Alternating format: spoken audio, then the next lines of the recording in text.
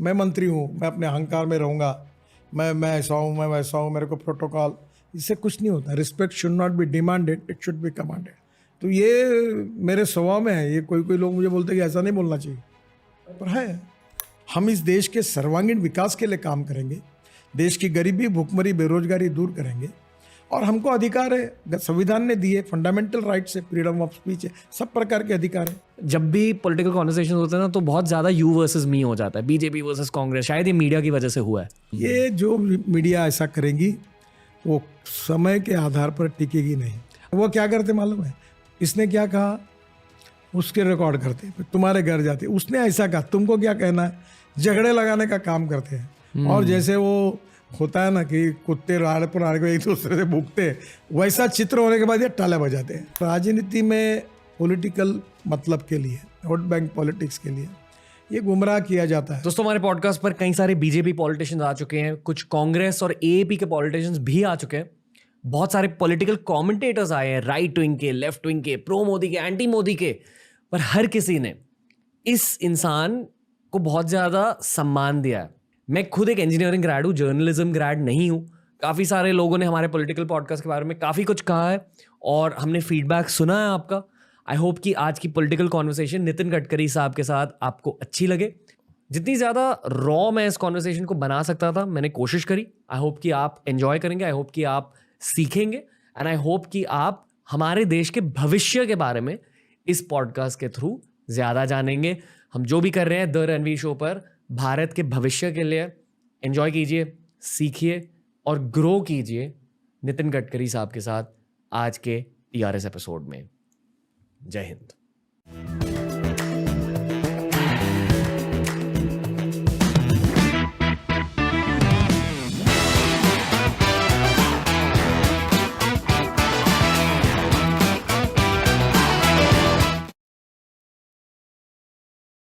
The Ranveer show में स्वागत है नितिन गडकरी साहब।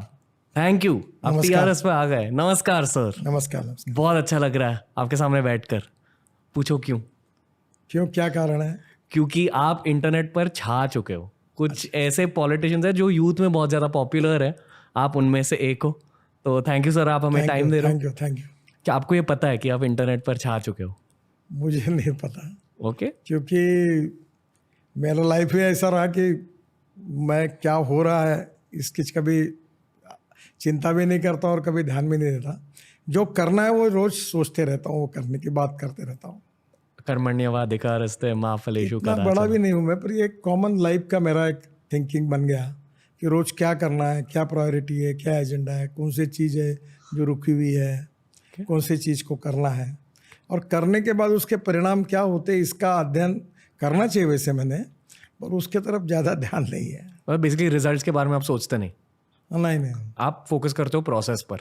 हाँ। ओके। ये मेरा शायद नेगेटिव पॉइंट हो सकता है कि मैं ना रिजल्ट के बारे में सोचता हूँ, और किए हुए काम के रिजल्ट कितने अच्छे मिले ये मुझे पता नहीं होता, पर जो काम मुझे करना है उससे चिंतित रहता हूँ, और वो काम कैसे पूरा करना है इसके लिए पूरी ताकत लगाकर, how to get it done. तो मैं जब मुंबई में था तो बाल ठाकरे जी ने मुझे एक्रिलिक पे लिखकर एक छोटा सा स्लोगन दिया था, उसमें लिखा था, I like people who can get the things done.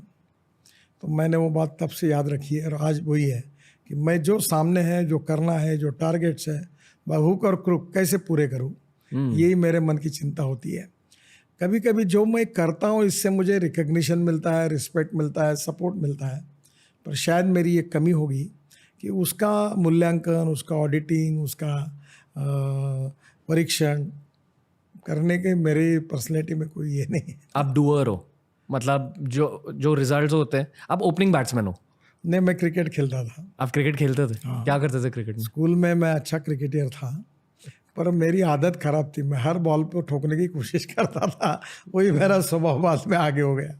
के क्रॉस बैट से खेलता था, कुछ भी खेलता था, पर आया कि ठोको, यही बस बॉल मारनी थी। आपको मालूम है क्रिकेट में कृष्णमाचारी श्रीकांत करके क्रिकेटर ऑफ थे, कोर्स। तो वो मेरे बड़े फेवरेट थे। अच्छा। अभी मुझे मिलते तो मैं उनको याद करता हूँ।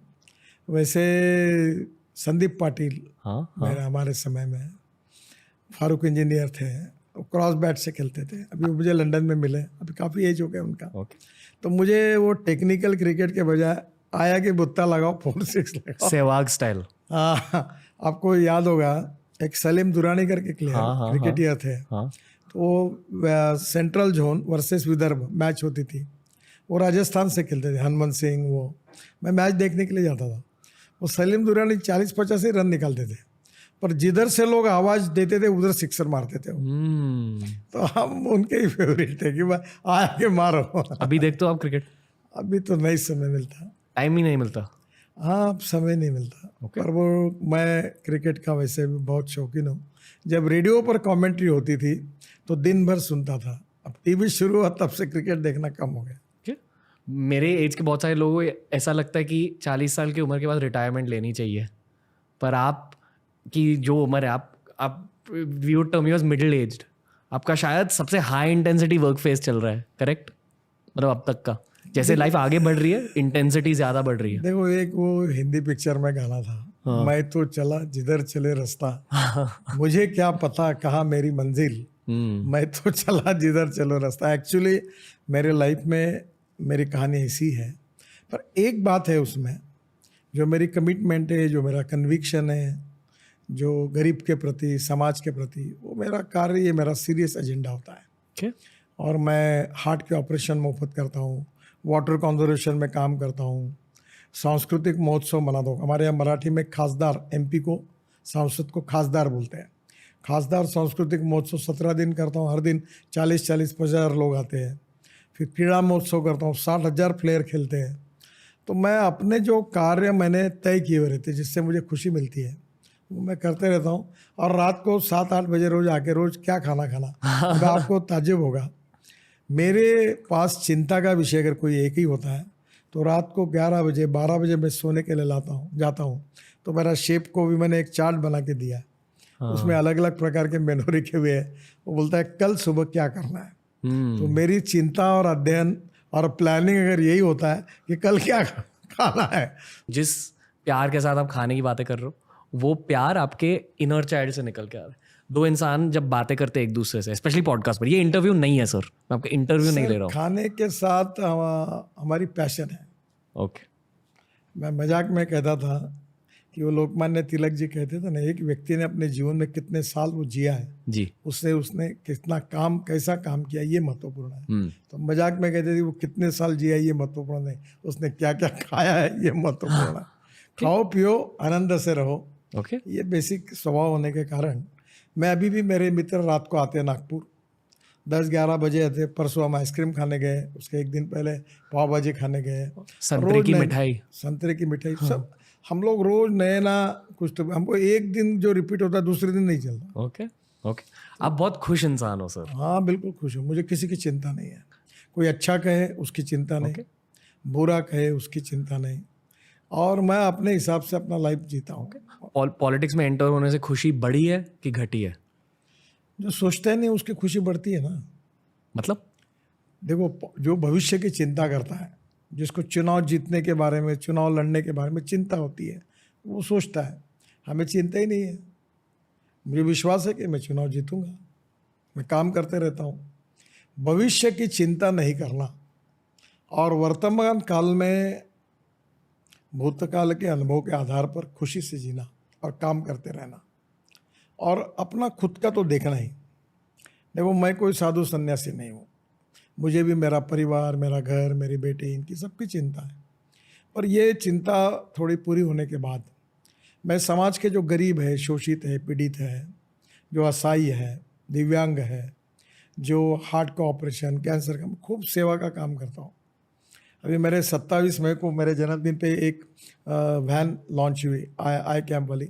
अब कल ही मैंने दूसरी वैन लॉन्च हुई, तो उनने 23,000 लोगों की आंखों की जांच की, 950 कैटरेक्ट के ऑपरेशन फुकट कर दिए, 3,000 लोगों को चश्मा लग गया, और करीब 150 लोगों को कान के मशीन लग गए, वो डिजिटल।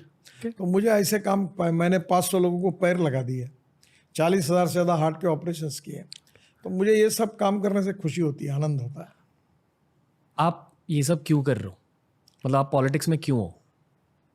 देखो, पॉलिटिक्स में क्यों, ये मेरा स्वभाव ही पॉलिटिकल था पहले से? हाँ, जब बचपन मैं से? विद्यार्थी था, स्टूडेंट लीडर था, तो आरएसएस से मेरा संबंध था और तब से मैं इमरजेंसी के खिलाफ जयप्रकाश जी के आंदोलन में मैं जब मेरा उससे नुकसान हुआ, मैं इंजीनियरिंग कॉलेज नहीं जा पाया और मुझे 11th में 52% मार्क मिले क्योंकि मैं क्योंकि मैं एजुकेशन में उस साल ध्यान नहीं दिया और मेरा साइंस में 49.26% है। वाह।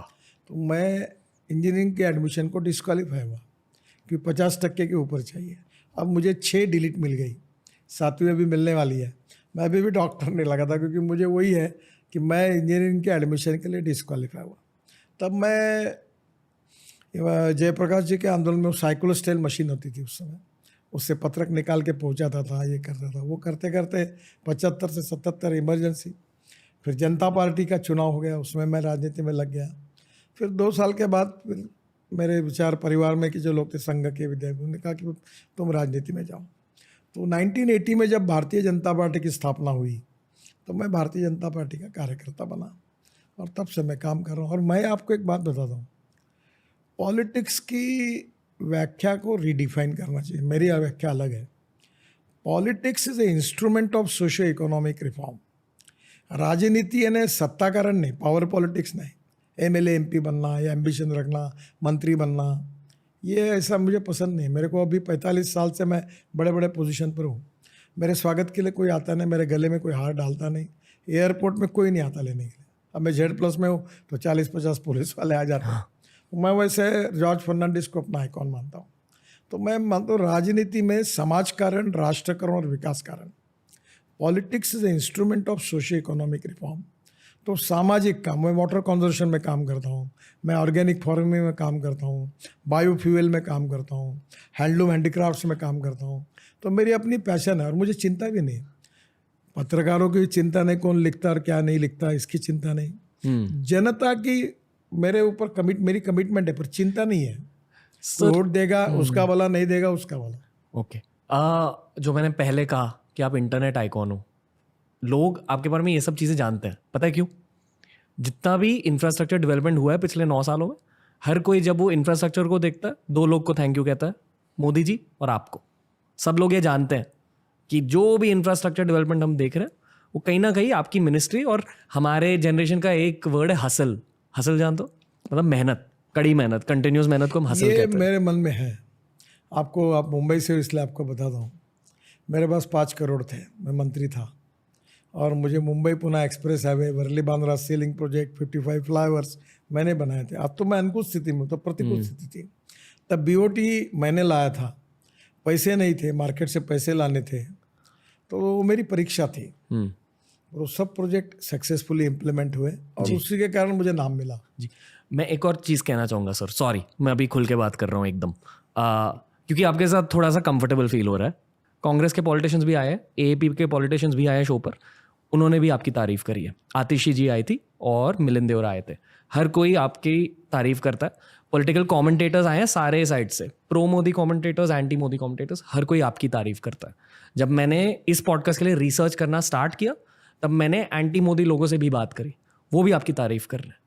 पर आपसे ये सवाल पूछना है सबको कि आपने ये परफॉर्मिंग पॉलिटिशियन का टर्म कैसे अपनाया? हर कोई आपको देखकर ये कहता है कि हाँ इनके रिजल्ट्स आए हैं, तो एग्जैक्टली वो रिजल्ट को ब्रेक डाउन कीजिए, कैसे पाया? देखो, लोग जो कोई भी किसी भी फील्ड में होते हैं, जैसे आप इस प्रोफेशन में हैं जी, तो लोग प्लानिंग करते हैं, फिर वो इम्प्लीमेंट करते हैं, फिर सोचते हैं, फिर ये करो वो करो। मेरा पूरा लाइफ इनडिसिप्लिन है, अनऑर्गेनाइज है। मेरे नेचुरल स्वभाव में ऐसा है कि मेरे घर में 12 लोगों का डाइनिंग टेबल है। मेरी माँ के संस्कार हैं, जो भी आता है वो भोजन के समय नाश्ते में बैठता है। मैं ये मानता हूँ कि human relationship is the biggest strength of politics, business and everything. तो मैं लोगों से रिश्ते अच्छे रखता हूँ। कोई आदमी के कारण वो डूबता होगा, मेरी बदनामी होगी तो भी हाथ पकड़ा तो पकड़ के रखता हूँ, चिंता नहीं, डरता नहीं किसी को। दूसरी बात जो इम्पोर्टेंट है, जो मुझे संस्कार मिले संघ में, विद्यार्थी परिषद में, तो मैं हमारा वसंतराव भागवत करके एक BJP के संगठन मंत्री वडोदरा में रहते थे, चंचल स्मृति में। तो वो कहते थे कि एक बात याद रखो, जो कानूनी काम है वो अपने अपोजिशन वाला भी होगा, उसका भी होना चाहिए, और गलत काम अपने व्यक्ति का भी नहीं होना चाहिए। तो मेरे यहाँ जो भी लोग आते हैं मैं उनको अच्छा रिसीव करता हूँ, सुनता हूँ। जो काम होने लायक होता है वो तुरंत करने की कोशिश करता हूँ, जो नहीं होता है वो मैं उनको बोलता हूँ कि ये नहीं हो सकता। और मेरा ये स्वभाव, ये मेरा नेचुरल है, इसमें कैलकुलेटेड पॉलिटिशियन नहीं हूँ, नेचुरल स्वभाव है। और कभी कभी मैं ये भी बोलता हूँ कि ये काम मेरे रीच के बाहर है, फिर नहीं होगा। दूसरी बात, ऐसा लोग बोलते हैं कि राजनीति में झूठ बोलना पड़ता है, चिकनी बातें करनी पड़ती है, मैं करूँगा, मैं देखूँगा। मैं ऐसा नहीं मैं बोलता हूँ ये होता है या नहीं होता है, ओके हाँ या ना। ओके तो मैं ये जो स्वभाव से जो मेरा नेचुरल बना है, जिसके पीछे ना कोई मैनेजमेंट है ना कोई उद्दिष्ट है, वो नेचुरल, इससे मैं सबसे व्यवहार करता हूँ। ओके उसी के कारण लोगों का मेरे ऊपर प्रेम हुआ। देखो सर, मैं जर्नलिस्ट नहीं हूँ। अक्सर जर्नलिस्ट जब आप लोगों से बात करते हैं ना, या तो आपको अटैक करते हैं या तो इलेक्शंस या कांग्रेस वर्सेस बीजेपी ऐसे टॉपिक्स लेकर आते हैं। कोई भी गवर्नेंस के बारे में बात नहीं करता कि एक बार आपने इलेक्शन जीत ली, एक बार आप पावर में हो, तो एग्जैक्टली गवर्नेंस कैसे करते हैं, पॉलिसीज कैसे बनते हैं, आप क्या सोचते हो, आप कैसे बनाते हो। क्योंकि आपने रोड और ट्रांसपोर्ट की पढ़ाई नहीं की है, आप मिनिस्टर बन गए, तो उस पॉइंट पे आप खुद को प्रिपेयर कैसे करते हो, इसे थोड़ा ब्रेक डाउन कर दीजिए। और दूसरे मिनिस्ट्रीज आपकी मिनिस्ट्री जितना परफॉर्म शायद कर रहे हैं, शायद नहीं कर रहे हैं, पर अगर किसी की परफॉर्मेंस इंक्रीज करनी है as a politician in power, तो कैसे करते हैं? देखिए, पहले बात तो आप जितनी बातें बता रही उसका ना मैंने कभी विचार किया, ना करता हूँ ना मुझे करना है। ओके एक बात क्या होती है मैं आपको बताता हूँ जी। जो मेरी नुस्खे है, जैसे बोलते हो ना आजी भाई का बटवा बोलते हैं, वैसे मेरी बताता हूँ आपको। मेरे छोटे से छोटे काम करने वाले व्यक्ति से मेरी रिलेशनशिप है। मैं छोटा सा डिप्टी इंजीनियर भी क्यों ना उससे रिस्पेक्ट से बात करता हूँ, उसके स्वास्थ्य की, उसके परिवार की कभी बोलते हुए चिंता करता हूँ। घर में आया तो उसको भोजन को बिठाता हूँ, अच्छी बात करता हूँ, पीठ पे हाथ घुमाता हूँ। कोई अच्छा काम करता है उसका अभिनंदन करता हूँ, और कदा गलत काम हो तो गाली गलौज भी करता हूँ। तो ये सब नेचुरली मेरे से होता है। अब मैं आपको मैनेजमेंट का प्रिंसिपल बताता हूँ कि जो मेरे सक्सेस का राज है, ना मैं विद्वान हूँ, ना टेक्निकली स्ट्रांग, ना मैं इंजीनियर हूँ। पहली बात तो ऐसी है कि मैं बोलता हूँ कि सबने मिलकर काम करने की एक मैनेजमेंट होती है। जैसे ए नाम के व्यक्ति ने A² काम किया, बी नाम के व्यक्ति ने B² काम किया, तो total work is A² + B²। पर A and B comes together, things together and works together. A + B bracket में स्क्वायर, इसका जवाब आता है A² + B² + ट्वाइस AB। तो ट्वाइस AB एक कलेक्टिव टीम स्पिरिट्स है। मैं मंत्री हूँ, मैं अपने अहंकार में रहूँगा, मैं ऐसा हूँ, मैं वैसा हूँ, मेरे को प्रोटोकॉल, इससे कुछ नहीं होता। Respect should not be demanded, it should be commanded. मैं प्रेम से बात करता हूँ, लोगों को साथ में लाता हूँ। एक आधे को डांटना है तो अकेले में बुला के डांटता हूँ, तारीफ करनी है तो लोगों में करता हूँ, distribution of work, division of work करता हूँ। हर कार्यकर्ताओं के लिए उचित व्यक्ति और उचित व्यक्ति के लिए उचित काम, इसको सोचता हूँ। तो ये छोटी छोटी बातों को, जो एक ह्यूमन टेक्नोलॉजी है, उसके आधार पर मुझे जो संघ, विद्यार्थी परिषद और भारतीय जनता पार्टी में जो ट्रेनिंग मिला, मैं पार्टी का अध्यक्ष रहा हूँ, तो मेरा जो स्वभाव बना और ये जो मासेस का शास्त्र है, उसके आधार पर मैं समझ गया कि लोगों को प्रेम चाहिए, विश्वास चाहिए, सहकार्य, सौहार्द, सहिष्णुता, समन्वय, ये सब आवश्यक है। और ये कोई बहुत बड़ी मैनेजमेंट के प्रिंसिपल नहीं है, सिंपल बात है। अगर मैं खाना खा रहा हूँ और मैं बोल चलो आप भी खाएंगे क्या मेरे साथ, इससे कोई बड़ी बात नहीं होती। पर इससे उस व्यक्ति को मैं पूछता हूँ, साथ में लेकर बैठता हूँ, इसको फीलिंग ये बड़ा उसके मन में रहता है ये बड़ा मंत्री है, मुझे साथ में लेकर बैठे। ये जो छोटी छोटी बातें मेरे जीवन में मेरी माँ ने सिखाई, मैं जिस संस्थाओं में पला, विद्यार्थी परिषद, संघ, वहाँ सीखने के लिए मिली, उसका उपयोग मैंने कारपोरेट और ये बिजनेस वर्ल्ड या एडमिनिस्ट्रेटिव, जिसको आप मॉडर्न मैनेजमेंट कंसेप्ट कहेंगे, उसमें उन्हीं गुणों का, उन्हीं स्वभाव का उपयोग हुआ। वो कैलकुलेशन से नहीं हुआ, नेचुरली हुआ, उसका मुझे बेनिफिट मिला। मतलब लोगों के दिलों को जानना और लोगों को मैनेज कैसे करते हैं वो जानना। ये जानना है ना, अध्ययन होता है। मैंने पहले बताया कि मैं समझना। पूरी तरह इनडिसिप्लिन हूँ, अनऑर्गेनाइज हूँ, कैलकुलेटेड नहीं हूँ, प्लानिंग करता नहीं हूँ और बेफिक्र हूँ। मुझे कौन अच्छा कहता है उसको भी चिंता नहीं मेरे को, और बुरा कहता है उसकी भी नहीं चिंता। मैं अपनी बात करते रहूँगा। मैं चुनाव से चुन के आया हूँ पार्लियामेंट, मेरी ये ताकत है। मैं लोगों में कहता हूँ कि तुमको अच्छा लगे तो मुझे वोट देना, नहीं देना तो मत देना, मैं ये करूँगा, ये मैं नहीं करूँगा। तो ये मेरे स्वभाव में है। ये कोई लोग मुझे बोलते हैं कि ऐसा नहीं बोलना चाहिए, पर है। इतना ज्यादा काम हुआ कैसे है? कुछ तो देखो, हैक्स होंगे। एक फीलिंग है मेरे मन में कि मुझे एक अपॉर्चुनिटी मिली है ओके। देश के लिए, समाज के लिए और गरीब के लिए काम करने की। मैं नेशनलिस्ट हूँ और मुझे लगता है कि इस देश के लोगों को अच्छे रोड मिलने चाहिए, इस देश के लोगों को रोटी कपड़ा मकान मिलना चाहिए, इस देश के लोगों की गरीबी दूर होनी चाहिए, इस देश में स्मार्ट सिटीज़ नहीं स्मार्ट विलेजेस होने चाहिए। और मेरा ज़्यादा तक जो वैचारिक सेंट्रिक मैं हूँ वो गांव, गरीब, मजदूर, किसान के प्रति हूँ। मैं इधर जॉर्ज फर्नांडिस को अपना आइकॉन मानता हूँ, उनका सिंपल व्यवहार, मैं उससे प्रभावित था। अटल बिहारी वाजपेयी को अपना आइकॉन मानता हूँ। तो नेचुरली उन लोगों के स्वभाव से कुछ बातें सीखने के लिए मिली। फिर ओरेटरी मेरी ऐसी थी कि मैं क्रिकेटर था, तो 11वीं के क्लास में स्वाधीनता को 25 साल पूरे हुए, तो एक लड़के हमारे साथ वो अंग्रेजी में भाषण दे रही थी, तो उसने नेचर को नटरू कहा, तो हमने खूब उसको पीछे से आवाज़ मारी, पानी पी पानी पी। तो हमारे हेड मास्टर ने देखकर हमको धुलाई की और उन्होंने पूछा कि ये तो बोल तो भी सकती, तुम तो भाषण भी नहीं दे सकते। तो उसने निगेटिव हमको पानी लगाया। तो अब हमको ये आया कि ये बोलते हैं ना हेड मास्टर, इतना धुलाई की इन्होंने कि तुमको बोलने, हम बोल के दिखाएंगे। यानी उनके मारने के कारण हमको मैं बोलना शुरू किया और बोलते हुए मुझे अवार्ड मिलते गए, तो मैं अच्छा वक्ता बन गया। तो मैं जो बताया, कोई बात प्लानिंग करके नहीं हुई, कोई बात एम्बिशन रखकर, उद्दिष्ट सामने रखकर नहीं हुई, ओके। कोई बात कैलकुलेशन से नहीं हुई, कोई बात एजुकेशन और टेक्नोलॉजी को समझकर अपने व्यक्तित्व। एक जन मैं बीजेपी का प्रेसिडेंट था, तो मैं पैंट शर्ट पहनता था उस समय, आजकल मैं पैजामा कुर्ता पहनता हूँ। तो मुझे बहुत लोगों ने बोला बिहार यूपी में कि तुम पैंट शर्ट मत पहनो, धोती कुर्ता पहनो या पैजामा कुर्ता पहनो, लोग आपको स्वीकार करेंगे। मैंने बोला बिल्कुल ज़रूरत नहीं, जो मुझे चाहिए वही पहनूंगा, जो चाहिए वही बोलूँगा, लोगों को मुझे एक्सेप्ट करना है तो करे, नहीं तो ना करे। मैं पब्लिक के खुश करने के लिए और पब्लिक मेरे साथ आने के लिए मैं एक भी चीज़ नहीं करना चाहता हूँ और मुझे करना नहीं है। ये जो मेरा नेचुरल स्वभाव है, जो मेरी लायबिलिटी है या मेरा नेगेटिव पॉइंट है, ऐसा मैं समझ रहा था। मैं जब आप बोल रहे हैं कि लोग अप्रिशिएट कर रहे हैं, तो मैं ये कहता हूँ कि मेरी निगेटिविटी मेरी स्ट्रेंथ है और यही मेरा एसेट है। पता है सर, पॉलिटिकल दुनिया के बारे में मेरे को एक चीज़ अच्छी नहीं लगती। एज अ पॉडकास्ट मैं डिजिटल दुनिया से हूँ और मेरी दुनिया काफ़ी आसान है as compare to your world. तो जब भी पॉलिटिकल कॉन्वर्सेशन होते हैं ना, तो बहुत ज़्यादा यू वर्सेस मी हो जाता है, बीजेपी वर्सेस कांग्रेस। शायद ये मीडिया की वजह से हुआ है। आपको, मैं पहले महाराष्ट्र के विधानमंडल में 18 साल रहा, विपक्ष का नेता था जी, खूब ठुकाई करता था सरकार की। और तब मैं उतना मैच्योर्ड भी नहीं था, आक्रामक था मैं। ओरिजिनली मेरा स्वभाव बड़ा एग्रेसिव है। तो मैं बहुत हाउस में मुझे विलासराव देशमुख और अनेक मंत्री ऐसे रहते थे कि पर्दा लेके देखते थे, मैं बैठा हूँ बोल रहा हूँ तो टाल देते थे, क्योंकि मैं उनकी पूरी उतार देता था। तो क्या होता है कि मुझे भी धीरे कहते कहते बात, अब तो अपोजिशन पार्टी का काम ही होता है टिक्का टिप्पणी करना।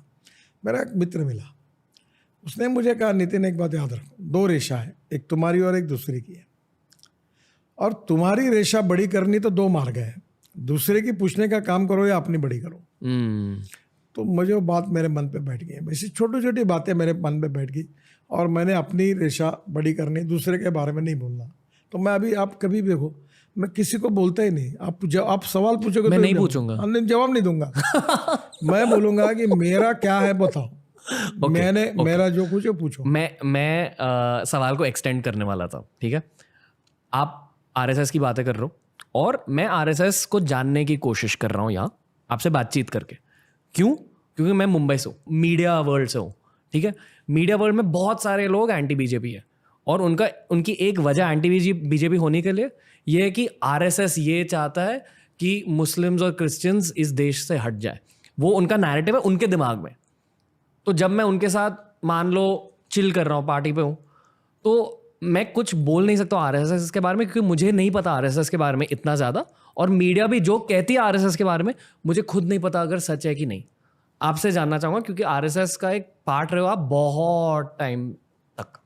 देखिए, हिंदुत्व, हिंदू धर्म जी और हिंदू जीवन पद्धति, जी, पहले इसको समझने की कोशिश करिए। ये आरएसएस का दुर्भाग्य रहा है, image versus reality and ground reality versus perception.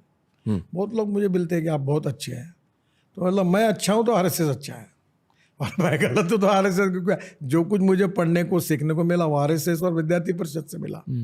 अब आपको एक बात बताता हूँ, पत्रकार बोलता है मैं पत्रकार धर्म का पालन कर रहा हूँ, शिक्षक कहता है मैं शिक्षक धर्म का पालन कर रहा हूँ। इसमें धर्म का अर्थ है कर्तव्य। हिंदू ये जीवन पद्धति है, यानी आज से 50 साल, 100 साल, 200 साल, 500 साल पहले ये परिस्थिति कि आज का मुसलमान, आज का क्रिश्चियन ये हिंदू ही था। तो संग में गीत गाते हैं, संस्कृति सबकी एक चिरंतन, पुरखे जिसके हिंदू है, विराट सागर समाज अपना, हम सब इसके बिंदु है। तो हम ये कहते हैं कि भाई हमारा किसी धर्म से विरोध नहीं है। तुम मुसलमान हो, तुम्हारी उपासना पद्धति, तुम मस्जिद में एक बार नहीं 10 बार नमाज पढ़ो। तुम भगवान गौतम बुद्ध को मानते हो, बौद्ध विहार में जाते हो, एक बार नहीं 100 बार जाओ। तुम क्रिश्चियन हो, चर्च में जाते हो, कोई प्रॉब्लम नहीं। हमारा कहना ये है कि हमारी संस्कृति अलग है पर हमारी राष्ट्र एक है, हमारी संस्कृति एक है, हमारी उपासना पद्धति अलग है। तो हमारा इतिहास, संस्कृति और विरासत जो है, जो भारतीय दृष्टिकोण है, जो राष्ट्रीय दृष्टिकोण है, इसका संबंध हिंदुओं के इतिहास से जुड़ा हुआ है। और हिंदू का पर्यायी शब्द भारतीय है, और भारतीय शब्दों में सभी धर्म के लोग आते हैं, सभी जात के लोग आते हैं।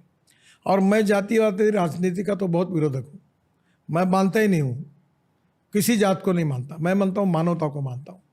आदमी जात से, पंथ से, धर्म से, भाषा से और सेक्स से बड़ा नहीं होता, उसके गुणों से बड़ा होता है जी। और जिसकी उपासना पद्धति जो भी हो, जो फित होगा वो करे। पर हम भारत करके एक है, हम मिलकर हमारी इतिहास, संस्कृति, विरासत के आधार पर हम इस देश के सर्वांगीण विकास के लिए काम करेंगे, देश की गरीबी, भूखमरी, बेरोजगारी दूर करेंगे। और हमको अधिकार है, संविधान ने दिए, फंडामेंटल राइट्स है, फ्रीडम ऑफ स्पीच है, सब प्रकार के अधिकार है। और उपासना पद्धति में हिंदू जो होगा वो मंदिर में जाएगा, मुसलमान होगा वो मस्जिद में जाएगा। हम कोई मुसलमानों को मस्जिद में जाने से रोकने वाली बात नहीं कर रहे हैं। हम इतना ही कह रहे हैं कि हमारा खून एक है, हमारा इतिहास एक है, हमारी विरासत एक है, हमारी संस्कृति एक है और हम भारतीय है। और भारतीय का संबंध होता है हिंदू जीवन पद्धति, हिंदू वे ऑफ लाइफ। भगवान स्वामी विवेकानंद जी ने अमेरिका में जो शिकागो में भाषण दिया था, वो क्या दिया था? उन्होंने ये कहा था कि मैं यहाँ इसलिए नहीं आया हूँ कि मेरा धर्म श्रेष्ठ है और मेरा भगवान श्रेष्ठ है। मैं इसलिए आया हूँ कि आप जिस भगवान पर विश्वास रखते हो, जिस धर्म पर विश्वास रखते हो, वो श्रेष्ठ है। और आप जिस धर्म के करते हुए धर्म का पालन करते हो और जिस भगवान की पूजा करते हो, उससे मैं जिस धर्म का पालन करता हूँ और भगवान पर जाने का मार्ग एक ही जगह जाता है। एक संस्कृत में सुभाषित है, आकाशात पतितम तोयम यथा गच्छति सागरम, सर्वदेव नमस्कार केशवम प्रति गच्छति। मैं मराठी में थोड़ा बहुत आप समझते होंगे तो उसका अनुवाद किया है कि पडे खाल तीजे नभा तून पाणी, जसे सागरा तेच मिळून जाही, नमस्कार कोण्याही देवा सकेला, परी शेवटी तो पोचतो केशवाला। यानी आकाश से जैसे पानी गिरता है और नदी नालों के द्वारा जब सागर को मिल जाता है अंतिमतः, वैसे किसी भी भगवान को नमस्कार करने से एक ही भगवान को पहुंच रहा है। तो हम कहाँ डिस्क्रिमिनेट कर रहे हैं? और आरएसएस ने मोरवी में इतना बड़ा प्रलय हुआ, ये हुआ, सबके लिए घर बांधे। हमारे कैंप में हम चश्मे देते, सब धर्मों को देते हैं। हमारी सरकार ने मोदी जी के नेतृत्व में अनेक योजना बनाई, गैस सिलेंडर दिए 9.5 करोड़ लोगों को, 36 करोड़ 49 करोड़ बैंक अकाउंट खोले। तो क्या हमने कोई डिस्क्रिमिनेशन यूज़ किया? सबका साथ, सबका विश्वास, यही है। और हमारे यहाँ भी फीलिंग, हाँ, जो लोग हमारे देश में रहकर हमारे देश के बारे में अहित सोचेंगे और विदेशी ताकतों के भरोसे इशारे पर काम करेंगे, उसका हम विरोध करेंगे। हमारे देश की सुरक्षा है, जो हमारी जितनी सीमा है वो सुरक्षित रखेंगे। हमारे देश में देखो, जो सामर्थ्यवान होगा, ताकतवान होगा, वही शांतता प्रस्थापित कर सकता है, अहिंसा प्रस्थापित कर सकता है। और दुर्बल व्यक्ति ने कितना भी किया तो भी नहीं होता। और इसलिए हमें सामर्थ्यवान बनना है, पर हम विस्तारवादी नहीं है। भूटान, नेपाल, बांग्लादेश, श्रीलंका, इनके मन में कभी ये भाव नहीं आता कि भारत हमारी जगह लेगा। ये हमारी संस्कृति, इतिहास और विरासत की जीत है। ये हमारा भारतीयों का स्वभाव है कि वसुधैव कुटुंबकम, पूरा विश्व एक है और हम सब एक मिलकर विश्व की प्रगति और विकास करें। यही हिंदू संस्कृति और भारतीय संस्कृति है। प्रॉब्लम क्या हुआ है कि जब कन्विंस नहीं किया जाता तो कंफ्यूज किया जाता है। जब कन्विंस नहीं किया जाता तो कंफ्यूज। तो वोट बैंक पॉलिटिक्स के लिए हिंदुत्व, हिंदू धर्म, रिलीजन, इसके आधार पर अगर कोई हिंदुत्व की बात कर रहा है तो वो एंटी मुसलमान है, एंटी माइनॉरिटी, इसका प्रचार किया गया और इसके कारण फिर गलतफहमियां पैदा हुई। सुप्रीम कोर्ट ने जो हिंदुत्व पर जो जजमेंट दिया उसमें भी कहा है कि हिंदुत्व ये वे ऑफ लाइफ है, मूल्याधिष्ठित जीवन पद्धति, परिवार पद्धति, ये हमारी ताकत है। अब जैसे यूनानी है, ये मेजोरिटी मुस्लिम लोगों में यूनानी का शास्त्र है, आयुर्वेद हिंदुओं के साथ है, योग विज्ञान, प्राणायाम। तो हमको यूनानी में जो अच्छा होगा वो भी लेंगे, आयुर्वेद में अच्छा होगा वो भी लेंगे, योग और प्राणायाम का होगा वो भी लेंगे और विश्व में हमारी बात को लेकर जाएंगे। जो मैंने पहले कहा सर कि अक्सर मीडिया पॉलिटिक्स के बारे में जब बात करती है तो यू वर्सेस मी का नैरेटिव लाती है, कांग्रेस वर्सेस बीजेपी। तो क्या आप ये मानते हो कि आरएसएस को जो भी नेगेटिव पब्लिसिटी मिली है स्पेशली शहरों में, उसी वजह से हुआ है कि मीडिया एक तरह से पोर्ट्रे कर रही है आरएसएस को? मीडिया की बात छोड़ दो। ओके, जैसे वो होता है ना हिंदी फिल्म का फॉर्मूला कि थोड़ी सी फाइटिंग चाहिए, फिर एक डांस चाहिए, कैबरे डांस, फिर सेक्स चाहिए, फिर रोना चाहिए माँ बाप का, बेटा पोता करके रोता हो वैसे वो जो कथानक बनाते ना पटकथा, जी, वैसे ये मीडिया वाले बनाते हैं। मीडिया में देखो हमारा लोकतंत्र 4 स्तंभों पर खड़ा है, judiciary, executive wing, legislative wing और मीडिया। मीडिया ये नॉलेज का ट्रांसफॉर्मेशन करने वाली है। आज जो नई जनरेशन जो है वो चाहती है कि नई futuristic technology, futuristic development, futuristic vision, world में क्या अच्छा हुआ वो हमें दिखाए। जी, जी। आज मेरे इसमें फ़ोन पर एक ने बहुत अच्छे व्यावसायिक है, उन्होंने एक वीडियो भेजा कि मिथेनॉल पर ट्रक अपने जहाज चलने लगे, कोयले से बनता है, और वो बात मैं भी करता हूँ। तो उनने भेजा तो मैंने आज मेरे सोशल मीडिया पे डाला कि देश समझे कि मिथेनॉल 25 रुपये लीटर है, डीजल 120 रुपये लीटर है। मिथेनॉल का पोल्यूशन कम है, डीजल का ज़्यादा है, और हमारी ट्रक, हमारी बसेस, हमारे ट्रैक्टर और हमारे जहाज अगर मिथेनॉल से चलेंगे तो इंपोर्ट नहीं होगा, पोल्यूशन नहीं होगा, समाज का कल्याण होगा। तो कहीं ना कहीं जो अच्छी बात है वो लोगों तक पहुँचाना, एजुकेशन ऑफ मासेस, ये काम मीडिया ने करना है। वो क्या करते मालूम है, इसने क्या कहा उसके रिकॉर्ड करते, फिर तुम्हारे घर जाते, उसने ऐसा कहा, तुमको क्या कहना है, झगड़े लगाने का काम करते हैं। और जैसे वो होता है ना कि कुत्ते राड़ पर आने को एक दूसरे से भूखते हैं, वैसा चित्र होने के बाद ये ताले बजाते हैं। ये जो मीडिया ऐसा करेंगी वो समय के आधार पर टिकेगी नहीं। आपने गैंग्स ऑफ वासेपुर देखी है फिल्म? जैसे जब तक इंडिया में सिनेमा रहेगा तब तक, वो वाला डायलॉग है। तुमको एक बात बताता हूँ, जो लोग शाश्वत, जी, युगानुकूल, जी, समाजानुकूल, जी, ज्ञान विज्ञान तंत्र विज्ञान के आधारित, लोगों की मन की बात के आधार पर लोगों का प्रबोधन, प्रशिक्षण और संस्कार देने का काम करेंगे, वो टिकेंगे। और लोग बहुत होशियार हैं, वो तुम्हारा कार्यक्रम पसंद करते हैं। कोई तुम पैसे देते हो, तुम एडवर्टाइजमेंट है तुम्हारी, मैं लीडर हूँ, मेरे को अच्छा क्यों कहते हैं मेरे समझ में नहीं आता। ना पोस्टर छपकाता हूँ, ना किसी के पास जाता हूँ, ना बोलता हूँ। अच्छा, मेरे जो सोशल मीडिया में फॉलोअर है वो भी नेचुरल है। भी बहुत लोगों ने सलाह दिया कि वो अभी 3.5 करोड़ है तो इतना बढ़ा दो तो इतना हो जाएगा, ये वो करना नहीं, मेरे को कोई झूठ बोलना नहीं। जरूरत होगी तो आओ, नहीं आना है तो मत आओ, वोट देना है तो दो, नहीं देना है तो मत दो, मैं अपना काम करते रहूँगा। मैं आपको बताता हूँ, अल्टीमेटली एक बात आपको बता दूँ, बोलो सर। जितने लोग शॉर्टकट मारेंगे ना, शॉर्टकट कट यू शॉर्ट, जो लॉन्ग टर्म ऑनेस्टी के साथ, ट्रांसपेरेंसी के साथ, ईमानदारी के साथ चलेंगे, उन्हीं का ही जमाना होगा और लोग अल्टीमेटली उनको पहचानेंगे और उनके गुणों दोषों के साथ भी उनके साथ रहेंगे। जी सर, मैं फ्यूचर के बारे में डेफिनेटली बात करना चाहता हूँ आपसे, क्योंकि आई फील की पॉलिटिशियंस को इनसाइट होती है कि क्या होने वाला है देश में। डेफिनेटली उन चीज़ों के बारे में बात करना, पर ताकि हम इस वाले लूप को क्लोज कर सके। बहुत सारे देश के नॉन हिंदूज भी ये पॉडकास्ट को देख रहे, थोड़े से डर के इमोशन के साथ, पर उनके दिलों में डर है। ये आई फील की कंडीशनिंग है, एल्गोरिदम्स की वजह से भी हुआ है ये।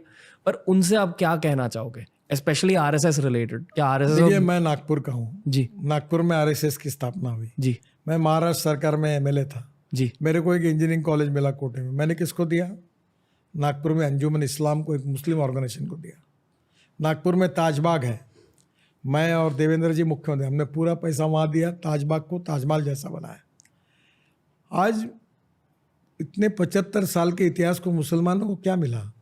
चाय की टपरी, पान ठेला, कबाड़ी का दुकान, ट्रक ड्राइवर और क्लीनर।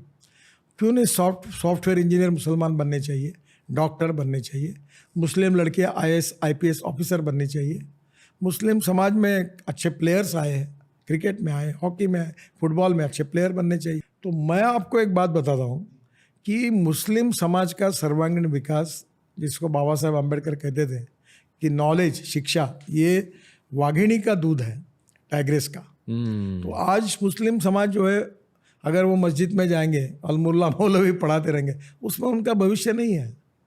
वो 10 बार नमाज पढ़े, भक्ति करे, उसमें नहीं। पर वो अगर कंप्यूटर सीखेंगे, इंजीनियरिंग सीखेंगे, डॉक्टर बनेंगे, IAS ऑफिसर बनेंगे, तो उसमें उनका भविष्य है। वर्ल्ड में जाकर उनको डॉलर में अच्छी नौकरी मिलेगी। तो सवाल ये है कि जब बातें कोई कड़वी और सच बातें कहता है, मुझे नहीं प्रॉब्लम, मैं ये बोलता हूँ कि इंजीनियर बनो, डॉक्टर बनो, ये मुल्ला मौलवी के साथ बैठ के थोड़े तुम्हारा भला होगा। हुआ क्या आज तक? तुमको दिया क्या लोगों ने, पॉलिटिशियन ने? चाय की टपरी, पान ठेला, कबाड़ी का दुकान, ट्रक ड्राइवर, क्लीनर। क्या जिंदगी में यही करते रहोगे? वही झोपड़पट्टी में किचन में रहते रहोगे? अच्छे नहीं बनोगे जी। और जब अच्छे लोग बनेंगे, उनके बंगले बन गए, उनके पास अच्छे साधन आ गए, तो लोगों को ध्यान में आया कि हमारा विकास का मार्ग कहाँ है। और हमारी पार्टी ने, मैं संघ का स्वयंसेवक हूँ, नागपुर में संघ की स्थापना हुई। आप कभी एक प्रयोग कर लो, नागपुर में 2-2.5 लाख 3 लाख मुसलमान हैं। आपको शायद आप 50 हज़ार मुझे वोट देते होंगे, नहीं दे, किसी भी मुसलमान के पास जाओ और उसको पूछो कि नितिन गडकरी तुम्हारा दुश्मन है कि दोस्त है, एक भी नहीं बोलेगा दुश्मन है। सही में यही image versus reality and ground reality versus perception. बाढ़ आ गया, अगर मुस्लिम बस्ती में भी घुसता है और हिंदू बस्ती में भी घुसता है, भूकंप होता है, बादल फटता है, सबका नुकसान होता है। गैस का सिलेंडर मुसलमान को जिस भाव में मिलता है उसी भाव में हिंदू में मिलता है। पेट्रोल डीजल उन्हीं जो भाव सेम ही है, तो हम झगड़ा क्यों करते हैं? हाँ, झगड़ा कहाँ है कि जैसे मानवता के आधार पर एक महिला से शादी हुई, तो उसको कभी भी आप तलाक दे दो, दूसरे को पकड़ लो, ऐसा नहीं, उसके साथ वो अन्याय है। शाहबानू के केस में जब ये जो तलाक की बात आई कि इस प्रकार से ये मानवता के आधार पर सब समाज में से अस्पृश्यता, जातीयता हिंदू धर्म में थी। अब मैं मानता हूँ मैं अस्पृश्यता और जातीयता का पालन नहीं करूँगा, मैं जातिवाद का नहीं करूँगा और मैं किसी से जाति के आधार पर बात नहीं करूँगा। सब जाति जो गरीब है, सब मेरे परिवार के, मैं सबके लिए काम करूँगा, गरीब के लिए पहले करूँगा। इस देश के संपत्ति पर पहला अधिकार इस देश के गरीब व्यक्ति का है। वो हिंदू है, मुसलमान है, जैन है, क्रिश्चियन है, ये मतलब नहीं। मुझे लगता है धीरे धीरे इस प्रकार के लोग सोचते हैं, लोग फिर समझते भी हैं। पर राजनीति में पॉलिटिकल मतलब के लिए, वोट बैंक पॉलिटिक्स के लिए ये गुमराह किया जाता है। अब देखो छत्रपति शिवाजी महाराज का इतिहास, जिनको मैं अपना आइकॉन मानता हूँ, आप मुझे बताइए शिवाजी महाराज ने एक भी मस्जिद कभी तोड़ी है? कल्याण के सूबेदार की सुन जो बहू थी, उसको पकड़ के जब लाया तो उन्होंने क्या कहा कि मेरी माँ भी सुंदर रहती तो इसके जैसी तो मैं भी उतना सुंदर बनता। उसको उन्होंने साड़ी दी, सब दी और बड़े सम्मान के साथ उसको अपने घर पहुंचाया। कभी किसी मस्जिद पर अटैक नहीं किया। ओके, सुपर इकोनॉमिक पावर के बारे में बात करते हैं सर, फ्यूचर के बारे में बात करते हैं थोड़ा सा। बहुत सारे इकोनॉमिस्ट आए शो पर, संजीव सन्याल सर आए हैं, KV सुब्रमण्यन सर आए। हमने बात करी थी फ्यूचर के बारे में उनके साथ। उन्होंने कहा कि the base of future is infrastructure. अगर इंफ्रास्ट्रक्चर तगड़ा है देश में, रोड ट्रांसपोर्ट तगड़े हैं, फिर मैन्युफैक्चरिंग बूस्ट हो सकती है, अलग अलग बिजनेस, सर्विस बिजनेस बूस्ट हो सकता है, क्योंकि डिजिटल इंफ्रास्ट्रक्चर नाम की भी एक चीज़ होती है। तो first step is infrastructure, second step is business. देश का फ्यूचर क्या है आपके अकॉर्डिंग? आप किस चीज़ को लेकर सबसे ज़्यादा एक्साइटेड हो खुद ह्यूमन लेवल पर एज एन इंडियन? देखिए, मैं अपने ऑफिस में मैंने American president John F Kennedy का एक वाक्य लिख के रखा है जी, कि American roads are not good because America is rich, but America is rich because American roads are good. Water, power, transport and communication जी, और डिजिटल इंफ्रास्ट्रक्चर, ये सब जब डेवलप होगा तो इंडस्ट्री आएगी, ट्रेड बिजनेस बढ़ेगा, कैपिटल इन्वेस्टमेंट आएगी। और इंडस्ट्री और कैपिटल इन्वेस्टमेंट और ट्रेड और बिजनेस बढ़ेगा तो रोजगार निर्माण होगा, और रोजगार निर्माण होगा तो गरीबी दूर होगी। और इंडस्ट्री प्रगति करेगी तो इंपोर्ट कम होगा, एक्सपोर्ट बढ़ेगा। अब 16 लाख करोड़ का फॉसिल फ्यूल का इंपोर्ट है, और मेरा प्रयास है जो बहुत कठिन है पर असंभव नहीं है, जिसको मेरा लाइफ मिशन है कि इस देश का किसान, इस देश की ethanol, methanol, biodiesel, bio LNG, bio CNG, electric, hydrogen, और अभी एविएशन फ्यूल भी किसान बनाएगा और वो धीरे धीरे पूरा हो रहा है। तो मैं ये मानता हूँ कि आज सबसे इम्पॉर्टेंट चीज़ अगर कोई है तो वो है rural agriculture, tribal, rural India, जो जल, जमीन, जंगल और जानवर पर आधारित और best technology in the world available, जो उसका उपयोग करके हम ग्रामीण का विकास करना चाहिए, ग्रामीण कृषि इंडिया का, एग्रीकल्चर और जंगल के हिंदुस्तान का विकास करना चाहिए। अब एक बात समझो, हमारे देश के GDP ग्रोथ में 12% कंट्रीब्यूशन केवल एग्रीकल्चर एंड एलाइड इंडस्ट्री का है, 22 से 24% मैन्युफैक्चरिंग सेक्टर का है, 52 से 54% सर्विस सेक्टर का है। और गांधी जी कहते थे हमारा देश गाँव में बसता है। अब हमारे देश में गाँव में जो बसता है उसमें गांधी जी जब थे तो 80% लोग गांव में बसते थे, अब 65% आए। अब ये 25 से 30% लोग माइग्रेट हुए, खुशी से नहीं हुए। ये दिल्ली, मुंबई, कलकत्ता, चेन्नई, बेंगलोर में आए, झोपड़पट्टियाँ, ये गांव से आए। क्यों आए? क्योंकि गांव में अच्छी स्कूल नहीं, गांव में अच्छे रोड नहीं, गांव में पीने के लिए शुद्ध पानी नहीं, गांव में रोजगार नहीं, किसानों के फसल के दाम नहीं, और वहाँ जो सस्टेनेबल डेवलपमेंट नहीं हुई उसके कारण लोग शहर में आए। अब मुद्दा महत्व का ये है कि जिस दिन ये जो एग्रीकल्चर सेक्टर का GDP में कंट्रीब्यूशन 12% है, ये जिस दिन 24% हो जाएगा, उस दिन ये जो 65% पॉपुलेशन जो आई है, अर्बनाइज हुई है, इसमें से 10% पॉपुलेशन माइग्रेट ग्रामीण इंडिया में जाएगी, वापस चली जाएगी। जल, जमीन, जंगल और जानवर। अब मैं आपको एक बात बताता हूँ, मैं अभी ये परली है, राइस स्ट्रॉ, ये जलाते थे, अभी परली से बायो CNG, बायो LNG हो रहा। 185 फैक्ट्री प्रोसेस में है, 36 फैक्ट्री पूरी हुई है, और देश का मेरा पहला ट्रैक्टर परली से बायो CNG तैयार करके चल रहा है। 1 लाख रुपए किसानों की बचत है।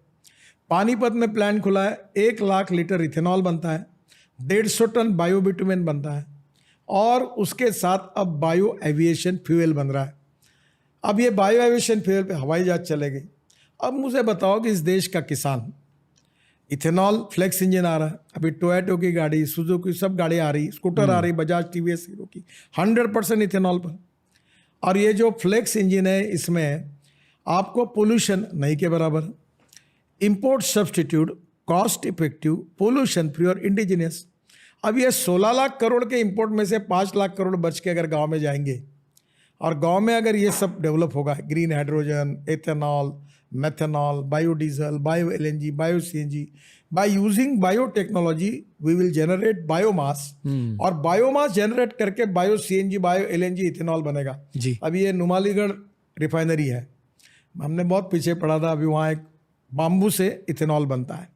तो वहाँ के MD मेरे पास आए थे, हम नागपुर में MECL में थे, उधर गए तो हम बांग्लादेश को पाइपलाइन से पेट्रोल डीजल बेचते हैं, आसाम से। तो मैंने उनको कहा कि ये जो बाम्बू से इथेनॉल बनता है वो 20% पेट्रोल में डाल दो और बांग्लादेश बेच दो, तो बांग्लादेश का पेट्रोल 5 रुपये सस्ता होगा, उनका पैसे की बचत होगी, आपका इथेनॉल चल जाएगा। तो आसाम और नॉर्थ ईस्ट में जितना बाम्बू है उससे इथेनॉल बनेगा, तो लाखों युवाओं को रोजगार मिलेगा। ग्रीन फ्यूल है, इंपोर्ट सब्सटीट्यूट है, कॉस्ट इफेक्टिव है, पोल्यूशन फ्री है। सर ये जो भी सपने हैं ये कितने दूर हैं रियलिस्टिकली? सर आप एक बात याद रखना, मैं सपने दिखाने वाला नहीं हूँ। नहीं वो वैसे मैं नहीं कर रहा। नहीं, आप गलत फहमी मत करना जी। तुम नहीं, हिंदुस्तान का कोई पत्रकार मुझे उल्टा हर चीज के जवाब है और प्रूवन एग्जाम्पल है। सर मैं पत्रकार नहीं हूँ। पर मैं आपको क्योंकि ये आपका बिल्कुल सही है। हाँ। क्योंकि मैं जो बातें करता हूँ ये लोगों का इसके ऊपर विश्वास नहीं बैठता था जी। मैं 2004 में, अभी तक इसमें आज 18 साल हो गए, 19 साल हो गए, मैं ये बात तब से कर रहा हूँ, मेरे पर लोगों ने विश्वास नहीं रखा, मेरे पार्टी में नहीं रखा। आई थिंक लोगों का विश्वास पूरी तरह से है आप पे सर। अभी है। हाँ, वो इंटरनेट की वजह से हुआ। नहीं वो हुआ इसका कारण, अब पेट्रोल में 20 लीटर इथेनॉल डाल रहे हैं जी। अब टोयोटो की मैंने फ्लेक्स इंजन की गाड़ी लॉन्च की, अब मेरे घर में हाइड्रोजन की गाड़ी है, मैं तुमको चक्कर लगाऊंगा अभी? नहीं, इसलिए नहीं, मेरे पत्नी ने मुझे बोला, मैंने बोला पानी से हाइड्रोजन होगा और गाड़ियाँ चलेगी, ट्रक चलेगी, तो मेरे पत्नी ने मुझे कहा कि तुम बोलते हो पानी से हाइड्रोजन निकलेगा और गाड़ी चलेगी, मेरा ही विश्वास नहीं तो लोगों का कैसे बैठेगा? तो मैंने विक्रम किर्लोस्कर को फ़ोन करके हाइड्रोजन की गाड़ी लाई, अभी है यहाँ, अब हर मुख्यमंत्री को चक्कर कटवा दो मैं, वो इसलिए कि उसका विश्वास हो जाए कि देश में hydrogen, green hydrogen, brown hydrogen, black hydrogen तैयार होगा, पहले ग्रीन हाइड्रोजन ज़्यादा तैयार होगा, केमिकल इंडस्ट्री, स्टील इंडस्ट्री, हमारी सब कोल के बजाय और ऑयल के बजाय सब हाइड्रोजन पे चलेगा, हमारा हवाई जहाज बायो फ्यूल पे चलेगा जो किसान तैयार करेगा, और 80 लाख टन का बिटुमिन हम इंपोर्ट कर रहे हैं। ये मैं नहीं कह रहा हूँ, ये पेट्रोलियम इंस्टीट्यूट देहरादून अपना जो हिंदुस्तान का जो है वो जी। और सेंट्रल रिसर्च और रिसर्च किया और बायो बिटुमिन बनाया, 8 फीचर्स उसमें अच्छे हैं। इस देश का किसान अन्नदाता है, अब ऊर्जादाता बन गया, अब बिटुमिन दाता बन गया, अब बायो एविएशन फ्यूल दाता बनेगा, और इस देश में गेहूं चावल मक्का लगा के किसान का भविष्य नहीं बदल सकता।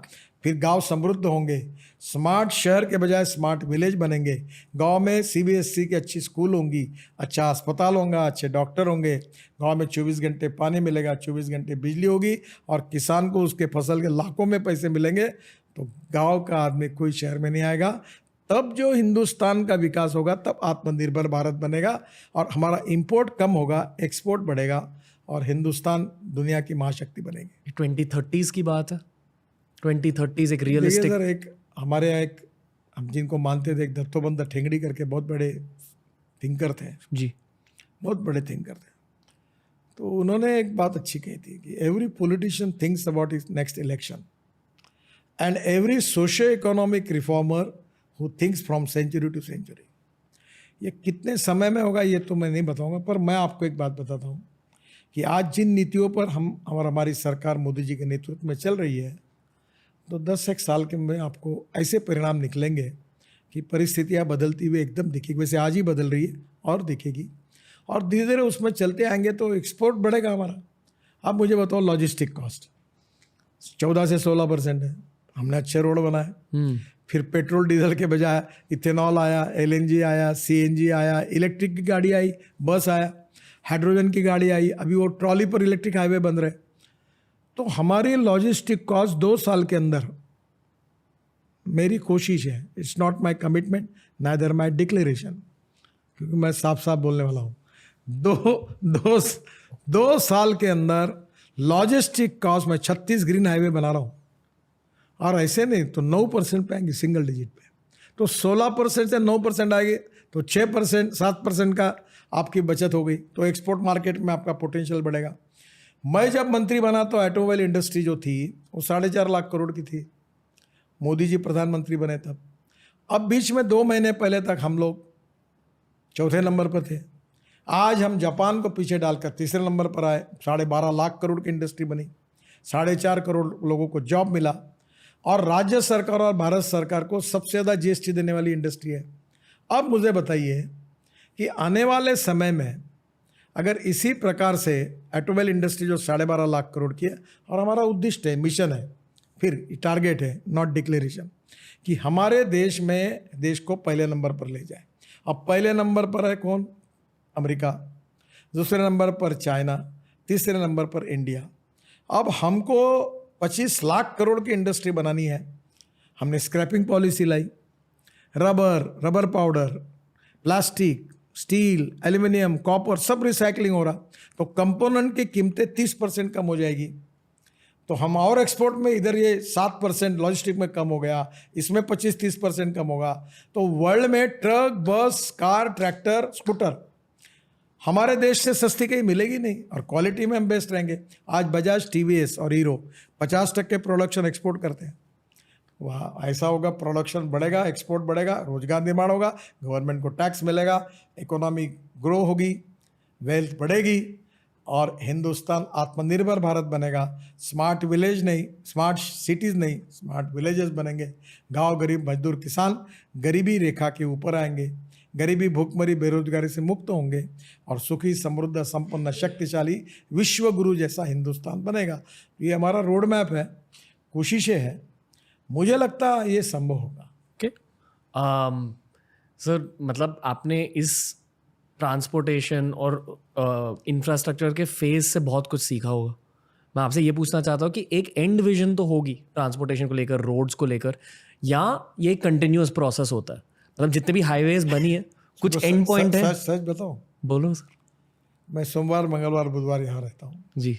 सोमवार सुबह उठता हूँ तो यहाँ आता हूँ, बुधवार को काम खत्म करके गुरुवार को कोई देश में दौरे करके आऊँ, नागपुर जाता हूँ।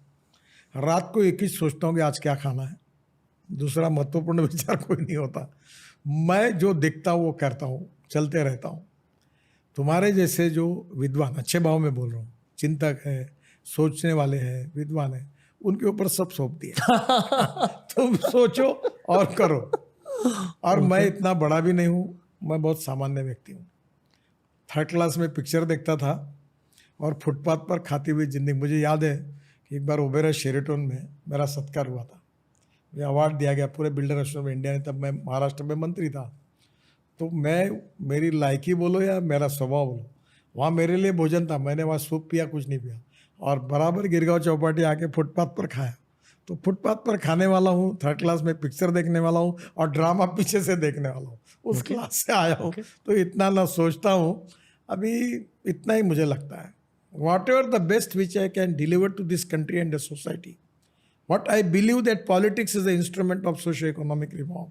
गाँव, गरीब, मजदूर, किसान और सामान्य व्यक्ति के जीवन को सुसह्य करने के लिए मैं क्या कर सकता हूँ, ये कर सकता हूँ, करो। इलेक्ट्रिक हाईवे बनाकर मैं मेरा सपना क्या है कि बस होगी, बिजनेस क्लास की सीट होगी, एयर होस्टेज जैसी लड़की होगी, चाय कॉफ़ी समोसा मिलेगा, 2 घंटे में दिल्ली जयपुर 2.25 घंटे में होगा, और उसमें लैपटॉप पर वो देखेंगे और सो के जाएगा, और टिकट रेट डीजल बस से 30% कम होगा। तो मैं दिल्ली में UR2 बना रहा हूँ और मैंने 30 लाख टन कचरा रोड में हमने डाल दिया, मेरे को खुशी हुई जी। मैं इस देश का पूरा कचरा डालना चाहता हूँ क्योंकि मैं इन्वायरमेंट प्रो हूँ। इस देश में बाम्बू का क्रैश बैरियर सक्सेसफुली हुआ। अब रबर का जो टायर है इंपोर्ट करके उसकी पाउडर बनाकर वो पेट्रोल में अपना बिटुमेन में डालकर कम से कम 15 लाख टन इंपोर्ट कम होगा, और रबराइज बिटुमेन मार्केट में आएगा, क्वालिटी सुधर जाएगी रोड की, और ये 15 लाख टन जो होगा, इससे रोजगार मिलेगा। Waste to wealth and knowledge to wealth, 2 चीज़ें मैं कहता हूँ। Innovation, entrepreneurship, science, technology, research, skill and successful practices, we name it as knowledge, and conversion of knowledge into wealth is the future. दूसरी बात कहता हूँ, no material is waste, no person is waste. It is depending upon the appropriate technology. Okay. It is depending upon the appropriate vision of the leadership that you can convert waste into wealth. जी. तो आप काम करते रहो और ये देश में tremendous क्षमता है। सर, क्या ये सच है कि सेंट्रल गवर्नमेंट का काम और आसानी से हो सकता है अगर स्टेट्स में भी the same political party is in power, या मुश्किल होती है अगर अलग पॉलिटिकल पार्टी है स्टेट्स में तो सेंट्रल गवर्नमेंट का काम थोड़ा मुश्किल दोनों होता है? जगह एक सरकार होती तो फायदा तो होता है ना, काम झट ये से। सरकार के निर्णय को वो विरोध नहीं करते। ओके कभी कभी क्या होता है, उनका अधिकार है राज्य सरकार का, ये एक निर्णय करती वो विरोध करते हैं। ओके, ये भी होता है। देखो मैं आपको एक बात बता दूं, जी। ये जो अनप्रोडक्टिव, यूजलेस, अनुपयोगी बातें उसकी चर्चा करना ही बेकार होता है। Okay fine. मैं क्या सोचता हूँ, मैं पॉजिटिव हूँ, मैं पॉजिटिव काम करूँगा, पॉजिटिव सोचूंगा, समाज के लिए काम करूँगा। जो करता नहीं होगा उसका भी भला, जो कर रहा है उसका। धीरे धीरे मुझे लगता है कि एक दिन मैं अकेला जा रहा था, फिर मेरे सोच के साथ धीरे धीरे कारवां बन गया। एक दिन वो भी आएंगे, परिस्थिति बदलेगी जी। राजनीति में गुणात्मक परिवर्तन होगा जी। और राष्ट्र के पुनर्निर्माण के लिए वैचारिक मतभिन्नता अलग होने के बाद भी लोग साथ आएंगे। देखो एक बात बताता हूँ, अभी पॉलिटिक्स ऑफ कन्विक्शन नहीं है, पॉलिटिक्स ऑफ कन्वीनियंस है। मतभेद नहीं है, मतभिन्नताएं नहीं है, विचार शून्यता हमारी समस्या है। और इसलिए कन्विक्शन के साथ समाज, देश, गांव, गरीब, मजदूर, किसान, इसके हित में काम करने वाले अलग अलग विचार के, अलग अलग पार्टी के लोग कम से कम उद्दिष्ट के प्रति अगर एक रहेंगे, बाकी बातें उनकी अलग अलग हो सकती है, धीरे धीरे एक प्लेटफॉर्म पर एक दिशा में आएंगे तो ये देश की प्रगति और विकास और गतिशील होगा, ऐसा मुझे लगता है। मेरे शो पर कुछ 7 पॉलिटिशियंस आए, अब 8वें पॉलिटिशियन हो। मैं आपको एक बात बता दूं, बताइए सर। मैं पॉलिटिशियन नहीं हूँ, मत बनो। नहीं हूँ। ओके। मैं सोशल वर्कर हूँ। ओके। और पॉलिटिशियन कैसा होता है, चालू होता है, झूठ बोलता है, न होने वाले काम की विश्वास देता है, ऐसी इमेज है। सब ऐसे नहीं है। अमरीश पुरी नायक में, हाँ, नायक के अमरीश पुरी जैसा। मैं नहीं हूँ। ओके। और मुझे करना भी नहीं है। ये किसी में डेर है। मैं भी लोकसभा 3.5 लाख वोटों से जीता हूँ। अब मेरे शायद मैं और अच्छे मार्जिन से जीतूंगा अगली बार। एक है कि मैं तुमको पोस्टर नहीं लगाऊंगा, मेरा बैनर नहीं लगाऊंगा जी। अब काम मैं के तुम्हारे बदौलत आऊंगा, तुम्हारा पैर पड़ के आशीर्वाद लूंगा। जिसको देना वोट देना, नहीं देना नहीं देना। मैं थोड़ी जन्म भर टेका लिया। नहीं नहीं, बस लोग बदलेंगे, मेरे से कोई अच्छा आएगा। क्योंकि आप इतने रॉ तरीके से बात कर रहे हो ना, इसलिए शायद यूथ भी आपको सपोर्ट करता है। ये ऑनेस्ट, ये मैंने बहुत बार कहा है आज के कॉन्वर्सेशन पर, ये मेरे सच जो है। पॉलिटिकल सलाहकार है, ये मुझे अच्छा हुआ तुम्हारे कारण हिम्मत मिली। वो मुझे बोलते तुम ऐसा मत बोलो, नहीं नहीं, बोलो सर। अरे तुम्हारा नुकसान होगा, तुम ऐसी बात। देखो मैं आपको दूँ, मेरा फायदा हो कि नुकसान हो, जी, मैं ऐसा ही रहूँगा। जो मन में आए वही बोलूँगा, जो करना है वही करूँगा, जहाँ चलना है वही चलूँगा, और जो नहीं करना है उसको नहीं कहूँगा। जैसा होगा वैसा होगा। और पॉडकास्ट के थ्रू लोग ऐसी चीज़ें समझते हैं कि कौन सच बोल रहा है, कौन खुल के बात कर रहा है। और आजकल आई ऑनेस्टली फील आपकी दुनिया में ना बहुत सारे लोग गलत PR स्ट्रैटेजी यूज देखो, करते हैं। मैं एक पोस्टर चिपकाने वाला कार्य करता था।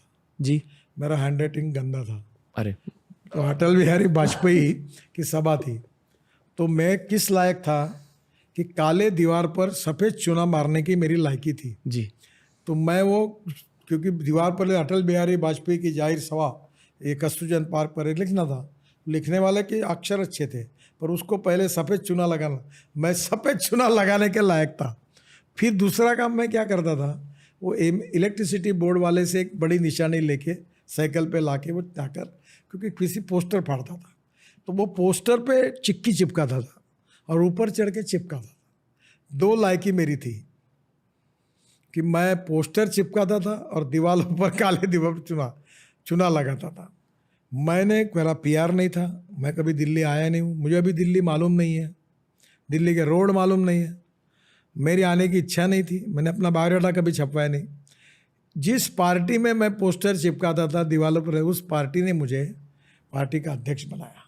जिस कुर्सी पर अटल बिहारी वाजपेयी और अडवाणी बैठे, उस कुर्सी पर बैठने का मौका दिया मुझे। मेरी औकात और हैसियत से बहुत ज़्यादा मिला, मंत्री पद मिला, और बहुत ज़्यादा पार्टी ने दिया, मैं खुश हूँ।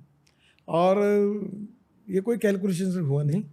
तो मुझे लगता है कि काम करते रहो ईमानदारी से, संवेदनशीलता रखो, social responsibility, social consciousness and social sensitiveness जी, is most important thing with the politician and social worker.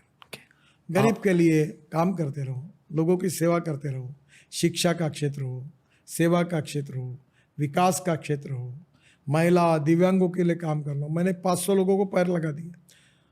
जो स्ट्रेचर पर आए वो दौड़ने लगे, बुलेट चलाने लगे, फुटबॉल करने लगे। मुझे तो मेरे चुनाव जीतने से भी ज़्यादा आनंद हुआ।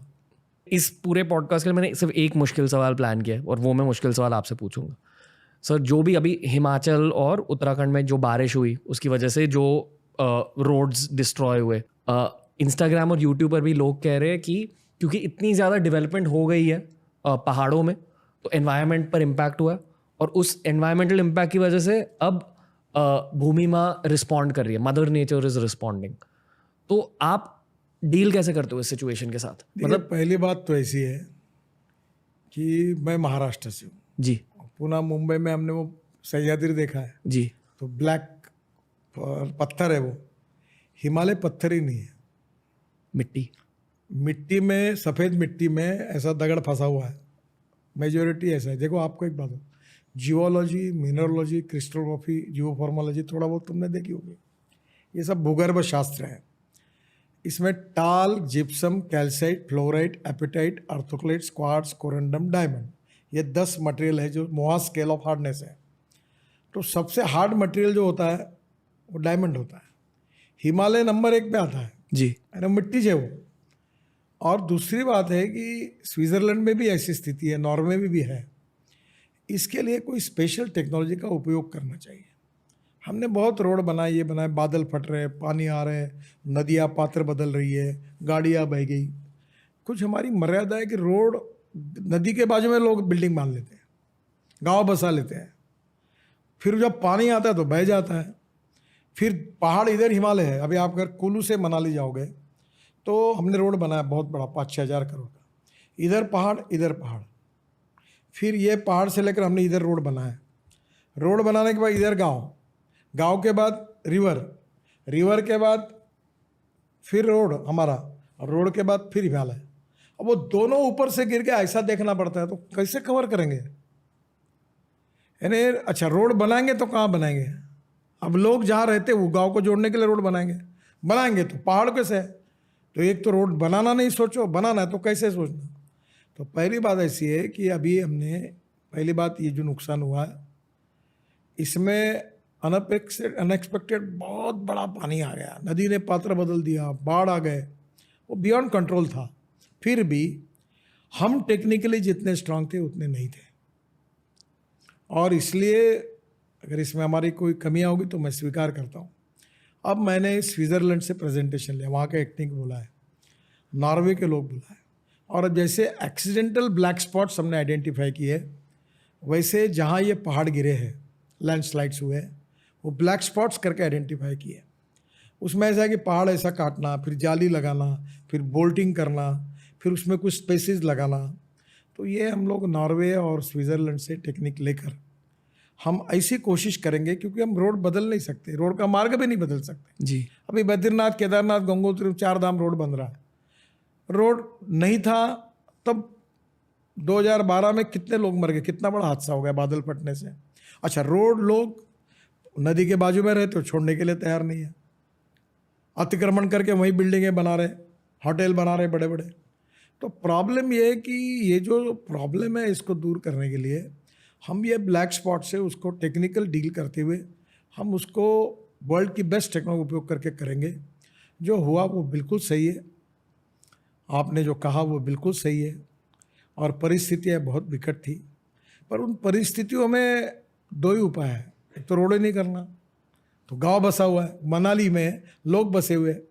अभी प्रॉब्लम ये था कि मनाली से रोहतांग पास जाने के लिए 3.5 घंटे लगते थे, तो हमने वहाँ टनल बनाई तो 8 मिनट में चले जाते हैं। अब सब जगह टनल बनाना, इतना पैसा सरकार के पास नहीं, पहाड़ के अंदर रोड बनाना। अभी हमने चंडीगढ़ से मनाली तक रोड बनाया, उसमें कम से कम 20,000 करोड़ की टनल बनाई। अब इतनी टनल कहाँ से बनाएंगे? अब हिमाचल, उत्तराखंड, कश्मीर पूरा पर्वतों का ही है, तो पूरी टनल बनाएंगे तो 5-7 लाख करोड़ रुपए लगेंगे। और तो ये जो समस्या है, इसमें से कहीं टनल भी बना रहे कहीं ब्लैक स्पॉट जैसे ये जहाँ लैंडस्लाइड से उसको हम ब्लैक स्पॉट के रूप में तैयार करके उसको बेस्ट टेक्नोलॉजी का उपयोग करके उसको प्रोटेक्ट करके लोगों की जीव हानि और वित्त हानि न हो, ऐसी कोशिश कर रहे हैं।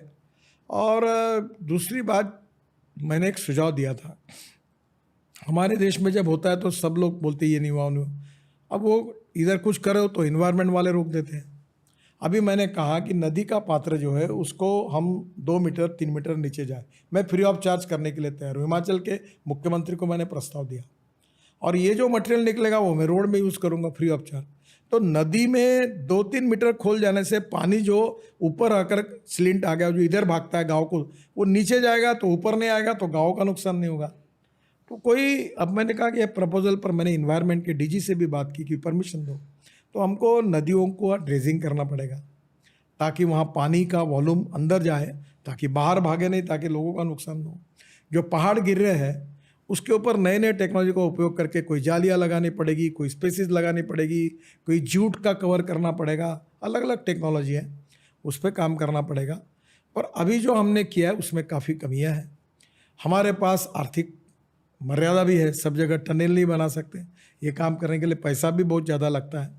पर बिटवीन द लाइन आप समझ गए कि आदमी का जीवन इम्पोर्टेंट है जी, और इसका रक्षा करने के लिए ये सब जो जितने लैंडस्लाइड्स के स्पॉट, हिमाचल, उत्तराखंड और अपने कश्मीर, अरुणाचल, जिधर जिधर है उसको सुधारेंगे। और दूसरा हिमालय ये पत्थर वाला पर्वत नहीं है, आप समझ लो। हिमालय ये मैक्सिमम मिट्टी में गोटा पत्थर है और ऊपर है, ठिसूड़ है, ब्राज़ील डाटा है, पूरा स्टाटा है।